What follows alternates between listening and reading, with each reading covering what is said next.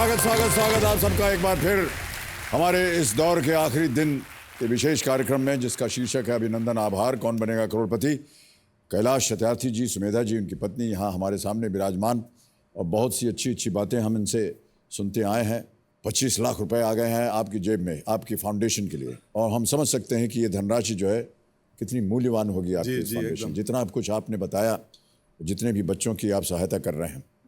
कैलाश जी, सुमेधा जी, क्या हुआ? या आप किसी सर्कस में गए जहाँ पर आपने बच्चों को, जो बच्चियाँ थी वहाँ काम कर रही थी, उनको बचाने गए आप जी, और वहाँ पर आपके ऊपर हमला हो गया? जी।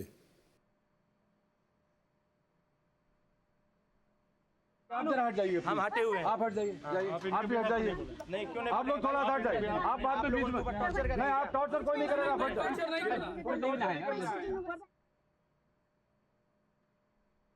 मार भंगी बनाते हैं।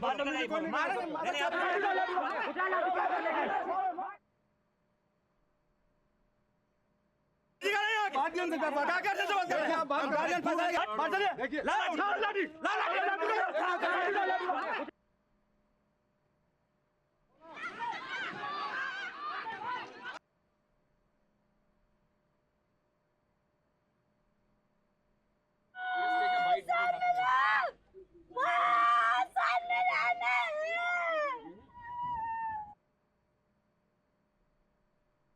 You have to look for the rest of the journalists and rest of the people. Where are the mothers of the children? They have been taken back.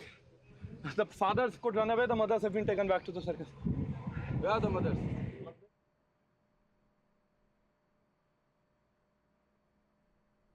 मान्यवर, ये बहुत ही घिनौना दृश्य है।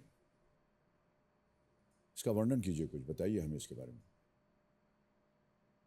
देखिए, हमले तो हमारे ऊपर कितने बार हुए गिनना भी मुश्किल है, दर्जनों बार हुए, लेकिन ये बहुत बाल बचने वालों में से एक हमला था, जिसमें मेरा बेटा भी जो हाथ टूटे हुए है, जिससे मैं पूछ रहा हूँ, वो भी था। नया वकील बना था, भुवन। तो ये बहुत बुरी तरह हम लोग फंस गए थे। कुछ नेपाल की बहनें आई थीं, उनकी बेटियों को कई साल पहले चुरा के, बहला फुसला के यहाँ लाया गया था, ट्रैफिक करके, और गुलाम बना के रखा गया था। तो ये सर्कस वाले हर बार नाम बदल लेते हैं, दूसरा नाम रख लेते हैं, तो ढूंढने में बड़ी मुश्किल हुई जी। तो हम पहुँचे पुलिस को सूचना देकर वहाँ, लेकिन वो सबकी मिली भगत थी कि हमको किसी तरह अंदर तक ले जाया जाए आराम से, उसमें कोई छेड़खानी ना की जाए। और आप जानते हैं कि ये सर्कस एक किले की तरह होते हैं, चारों तरफ से घिरे रहते हैं। जी। और फिर लोग भी बहुत होते हैं वहाँ काम करने वाले। तो अंदर तक ले गए हमें, और अचानक ही हमारे ऊपर गाली गलौज शुरू हो गई और लड़कियों को गायब कर दिया गया ज़बरदस्ती, और हमला हो गया।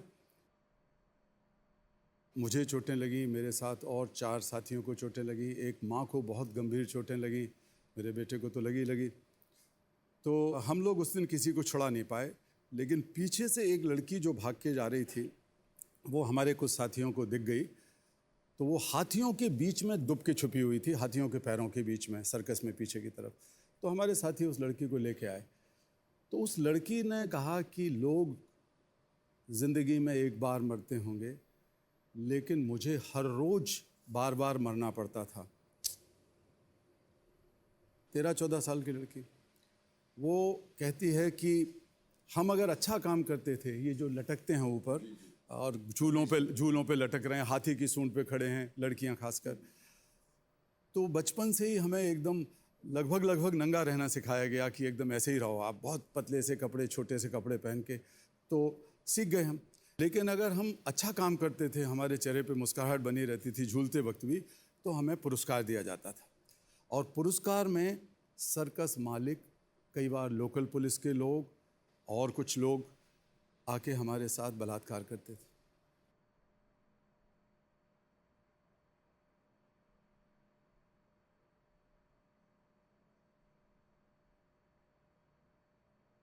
अगर हमसे कुछ गलती हो जाए, हम रोने लगें, हम गिर जाएं हाथी की सूंड से, तो फिर हमारे लिए सज़ा मिलती थी। और सज़ा में भी वही दुराचार होता था, वही पुरस्कार में भी दुराचार और सज़ा में भी वही। किसी तरह वो लड़की लेके आए हम लोग।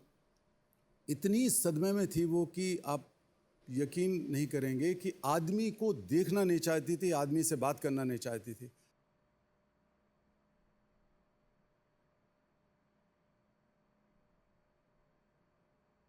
बाकी बच्ची हम लोगों ने छुड़ा ली कोर्ट की मदद से जी। थोड़े दिन बाद। तो वो लड़की तब तक सदमे में रही। बाकी लड़कियों के साथ एक दिन मैं बैठा था अपने आश्रम में और मैं हंसा रहा था, गाने गा रहा था, उनके साथ बात कर रहा था कि अब तुम घर जाओगी नेपाल वापस। 24 लड़कियां थीं सारी, और तुमको बढ़िया अब हम नई ज़िंदगी शुरू करवाएंगे, पढ़ाएंगे, लिखाएंगे। लेकिन वो लड़की नहीं आई, दूर खड़ी देख रही थी। सब बच्चियों से मैं कह रहा था कि तुम मेरी बेटी हो, ये है। तो मैंने कहा अब तुम स्कूल जाओगे। तो उस लड़की ने अचानक मुझे छुआ एकदम ऐसे, बोली कि मैं स्कूल कैसे जा सकती हूँ, अब तो मैं बच्ची रह नहीं गई।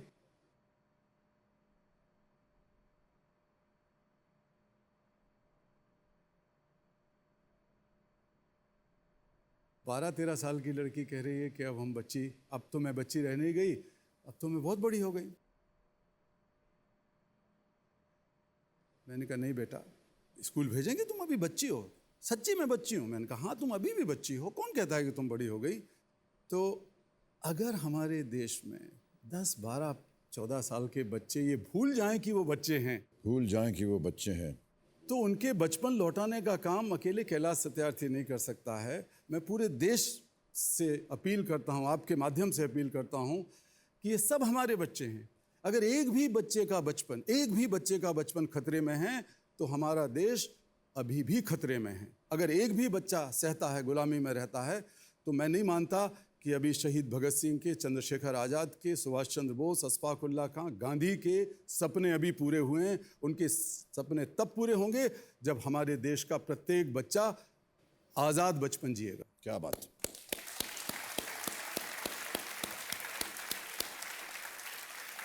बहुत प्रभावशाली बातें हैं ये कैलाश जी, और हम उम्मीद करते हैं कि जितने भी दर्शक आज हमारे इस कार्यक्रम को देख रहे हैं वो अमल करेंगे आपकी इन बातों से।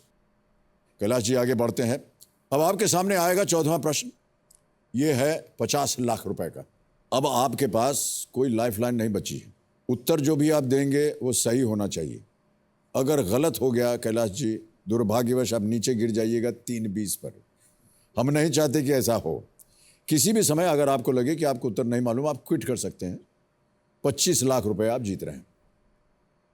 14वां प्रश्न 50 लाख रुपयों के लिए आपके स्क्रीन के ऊपर ये रहा।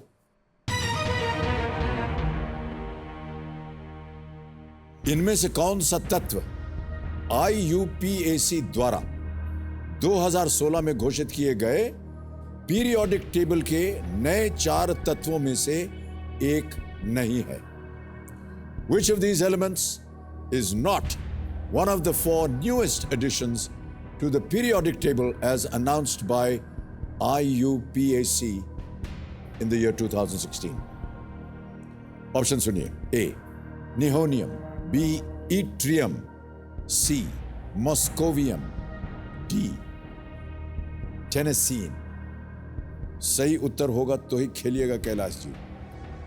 न मालूम हो, कोई भी लाइफलाइन नहीं है, आप क्विट कर सकते हैं। 25 लाख रुपए आपको मिलेंगे। Which of these elements is not one of the 4 newest additions to the periodic table as announced by IUPAC in the year 2016? Guess करना यहां पर कई बार भारी पड़ता है क्योंकि वो रिस्क होता का है। मेरा अंदाज है जी, ये ट्रियम का है, YTTRIUM। ओके, क्या करना चाहेंगे? लाइफलाइन तो है नहीं, हाँ, लाइफलाइन तो है नहीं, क्या करेंगे? ताला लगा देते। ये त्रियम अंतिम निर्णय आपका। ये त्रियम बी। कंप्यूटर महाशय, ताला लगा जाए। कैसे लगा आपको कि ये होना चाहिए कैलाश जी? मुझे अंदाज है क्योंकि थोड़ी बहुत केमिस्ट्री पढ़ी थी मैंने, और मेरा अंदाज था कि ये ट्रियम ही है, क्योंकि आप बिल्कुल सही हैं। वाह, क्या बात है। Well played. 50 लाख रुपए जीत लिया हमें। ये yttrium is a rare earth element which was discovered in 1787। कैसे आपको पता था इतना? इंजीनियरिंग की दूसरी साल तक केमिस्ट्री तो पढ़ी थी तो थोड़ा थोड़ा अंदाज है, थोड़ा कि कौन-कौन सी अंदाजा था चीजें, आपको। हाँ। इतना 100% नहीं था, लेकिन फिर मैंने रिस्क उठाया। बहुत खूब कैलाश जी, वाह। 50 लाख रुपए आप जीत गए हैं।